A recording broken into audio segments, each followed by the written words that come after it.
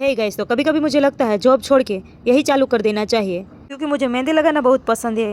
तो मैं duty complete करके आ चुकी थी और मेरे ही साथ में मेरी फ्रेंड आ चुकी थी मेहंदी लगाने के लिए, क्योंकि उनको जाना है मैरिज में। हे गाइस, तो आपके भी कॉन्टैक्ट में ऐसे कोई लोग हैं जिनको मेहंदी लगाना है तो आप मेरा कॉन्टैक्ट जरूर से करिए, और मेहंदी कैसी लगी वो कमेंट जरूर से करिए। और अब मुझे जाना था बाहर, इसीलिए मैं हो रही थी रेडी। 5 बजे मैं निकल गई थी मेरे कलीग के साथ सिटी में जाने के लिए। फाइनली मैं पहुंच गई थी मेरे भैया की मेडिकल पे। वैसे तो वो उनका भी मेडिकल नहीं है, लेकिन वो वहाँ पे जॉब करता है, इसीलिए मैं उनका बोली। वो तो कर रहा था उनका काम, लेकिन मैं जाके बैठ गई थी उनके पास और करने लगी इधर उधर की बातें। मुझे जाना था वापस अस्पताल, इसीलिए मुझे वो छोड़ने आ रहा था और रास्ते में से ले लिया बनाना। और फिर मैं देखने आ गई थी इयररिंग्स, क्योंकि मुझे वेट करना था हमारी अस्पताल की गाड़ी का।